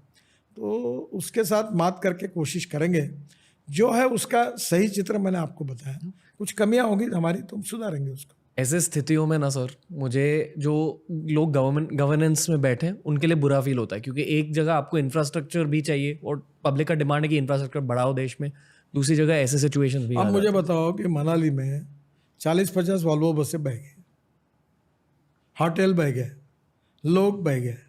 अब नदी के बाजू में रहना, गांव को तो उठाना पड़ेगा ना। जब नदी में बाढ़ आती है तो पानी तो समझता नहीं कौन क्या है करके, वो इधर उधर घुस के पूरा तोड़ के चला जाता है। अब लोग बोलेंगे हम जगह नहीं छोड़ेंगे, तो क्या करेंगे? अच्छा, जगह देना है, खाली जगह करना है तो फॉरेस्ट वाला बोलता है। ऐसे प्रॉब्लम्स हैं। वेरी क्रिटिकल और बड़े प्रॉब्लम्स है, पर प्रॉब्लम्स कितने भी हो, मेरा एक प्रिंसिपल है कि there are some people who convert problems into opportunities and there are some people who convert opportunities into the problems, whatever the problem may be, my responsibility.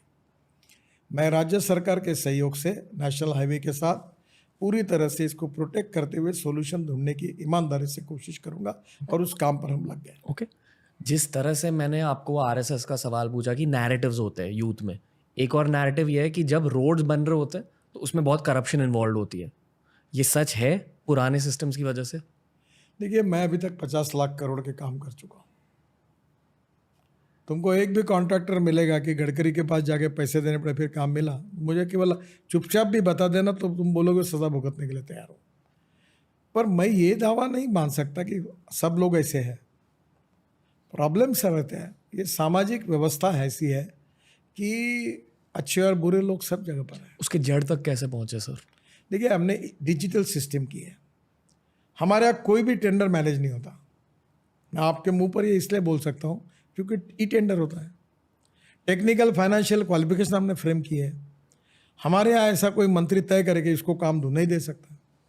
तो जितनी सिस्टम को टेक्निकली स्ट्रांग बनाएंगे, जितना हम technology का उपयोग करेंगे, digital system करेंगे, ट्रांसपेरेंसी लाएंगे, धीरे धीरे करप्शन खत्म हो जाएगा। और दूसरी बात, एक बात होती है, अच्छे काम करने वालों को सम्मान नहीं और बुरे काम करने वालों को सजा नहीं। जब गलत काम करे तो ठोकोई करनी चाहिए। मैं कभी गाली गलौज भी करता हूँ, लोग मुझे बोलते तुम क्यों बोलते हो। मैंने बोला था कि जो कॉन्ट्रैक्टर सही रास्ता नहीं उसको बुलडोजर के नीचे डालूंगा। तो मैं ज़्यादा एसेट ऑफ माई कंट्री, तो लोगों को वो भी पसंद नहीं आता। तो ऐसा है, मैं बहुत क्लियर हूँ कि जनता का पैसा हम विश्वस्त है, ईमानदारी से काम हो, जो गलत काम करो उसकी ठुकवाई होगी। अब मैंने हमारे यहाँ से जो सबसे स्ट्रिक्ट, किसी की मैनेज नहीं होता ऐसे व्यक्ति को बोला ये क्वालिटी का कंट्रोल इसको इंचार्ज बनाओ, और सब कॉन्ट्रैक्टर पे उसको कुदवाऊंगा, सबकी तकलीफें और क्रिएट करूंगा। साले खबरदार खराब काम किया था, और काम खराब किया तो उखाड़ने के लगा था। अब फिर भी बदल हो रहा है, क्वालिटी अच्छी बन रही है, पर कुछ समय प्रॉब्लम्स आते रहते हैं। आपको नाम लेने की ज़रूरत बिल्कुल नहीं है, पर क्या आपको लगता है कि आपने इतनी सफलता भी देखी है आपके गवर्नेंस के करियर में, लोग आपसे जलते हैं?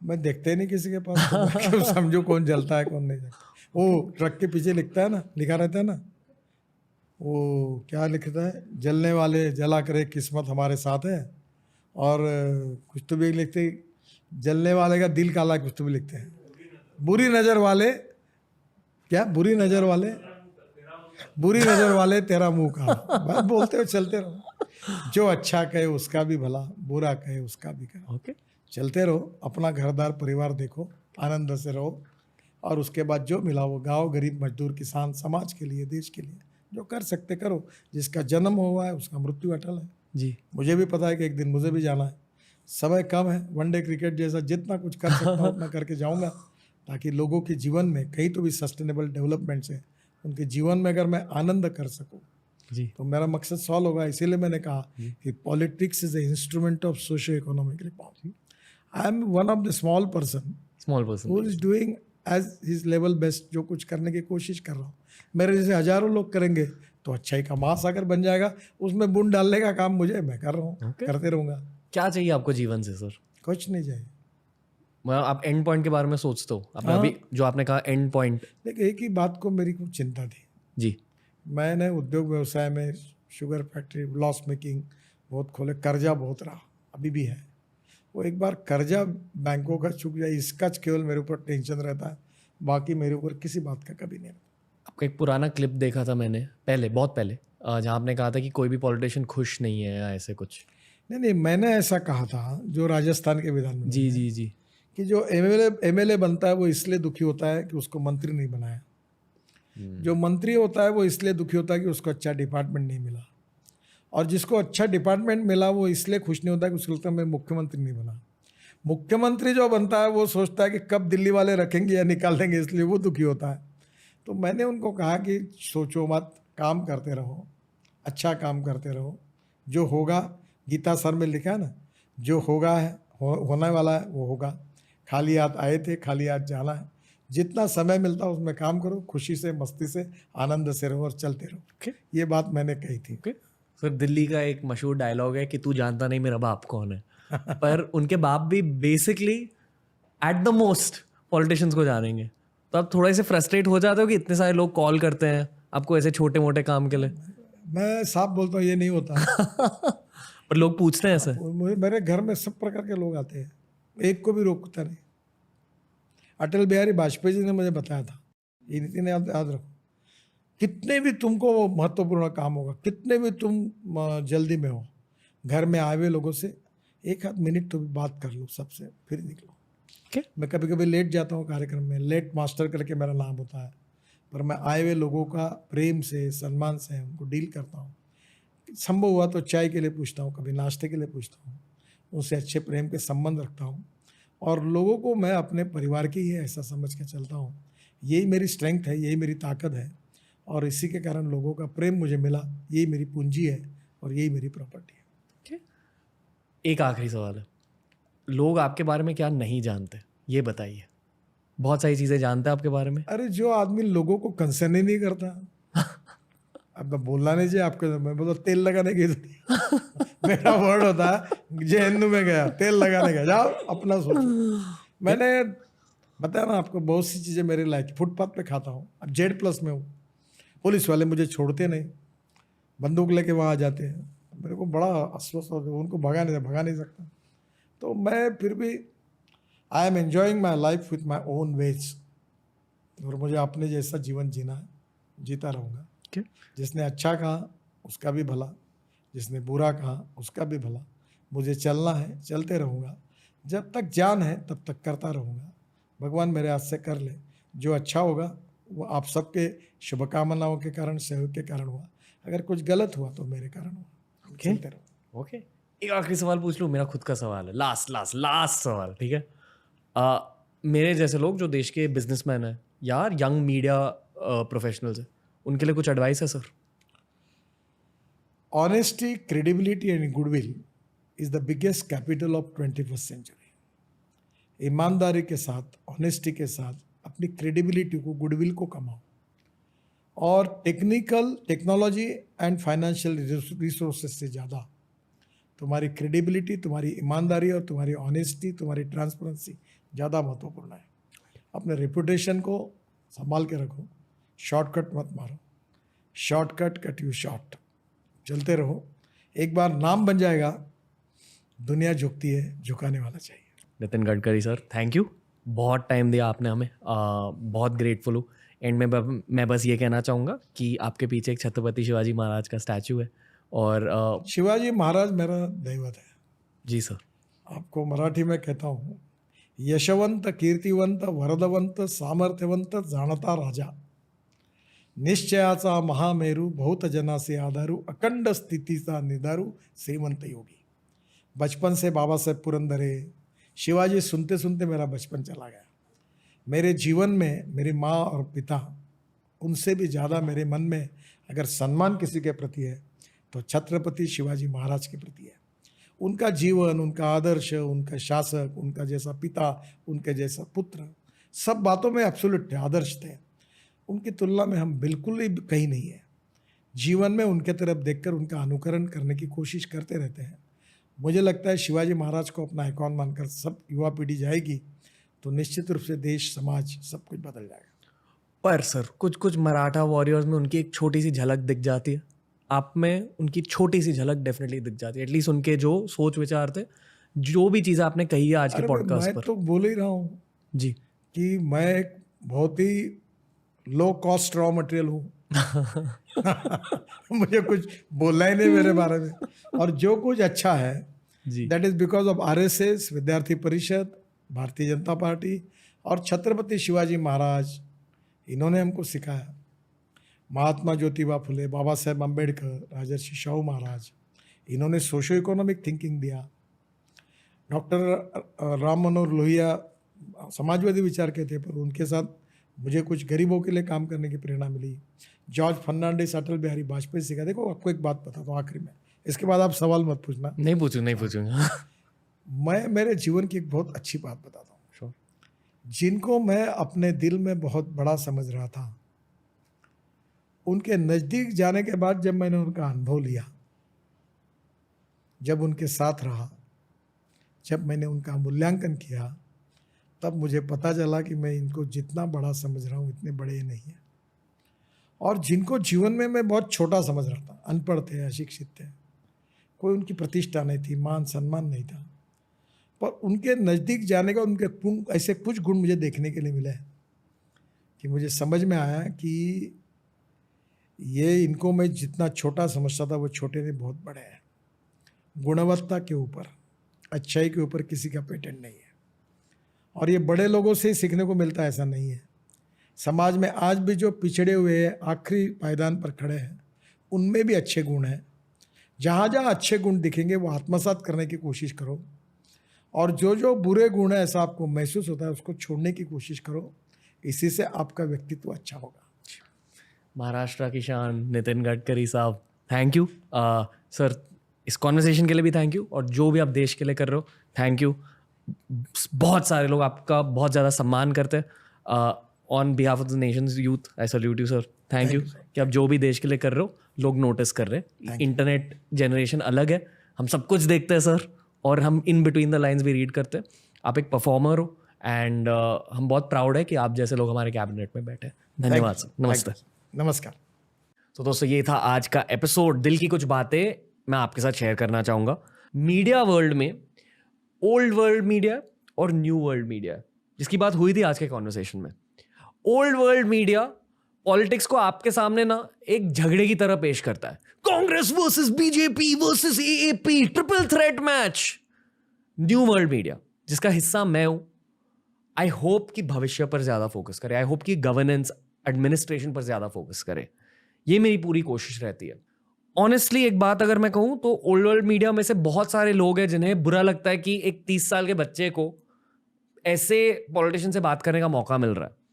बहुत सारे लोग मेरे बारे में भी बहुत कुछ कहते हैं कि नहीं, मैं बीजेपी का एक रिप्रेजेंटेटिव हूं। ऐसा कुछ नहीं है, ये सच बिल्कुल नहीं है। मैं एक सेंट्रिस्ट ओपिनियन पेश करने की कोशिश करता हूं। जो मैं अंदर से हूं वही बाहर पेश करने की कोशिश करता हूं आपके सामने through my words. Please TRS को फॉलो करते जाइए। मुझे बताइए कि ऐसे पॉडकास्ट को और ज्यादा इंप्रूव हम कैसे करें। मैं आपका फीडबैक लेते रहूंगा। इस पॉलिटिकल सीरीज की जस्ट शुरुआत हुई है। ये मेरे लिए एक बहुत बड़ी बात है कि हमारे देश के कैबिनेट मिनिस्टर्स के साथ मुझे बात करने का मौका मिलता है। पर इस पॉडकास्ट की ग्रोथ हुई है आपके सपोर्ट की वजह से। I am totally open to being coached by the audiences. Feedback दीजिए। आई एम श्योर कि नितिन सर भी सारे कमेंट्स को पढ़ते होंगे, तो अगर उनसे भी बातें करनी है तो कमेंट सेक्शन में उनके लिए कमेंट्स ड्रॉप कीजिए। और बस टीआरएस को सपोर्ट करते जाइए, सुनते जाइए पॉडकास्ट। बहुत सारे पॉडकास्ट आने वाले हैं, बहुत कुछ बातें होंगी, आपको बहुत कुछ सीखने का मौका मिलेगा, साथ में देश को आगे लेके जाते हैं दोस्तों। It's India's decade to be one. जय हिंद।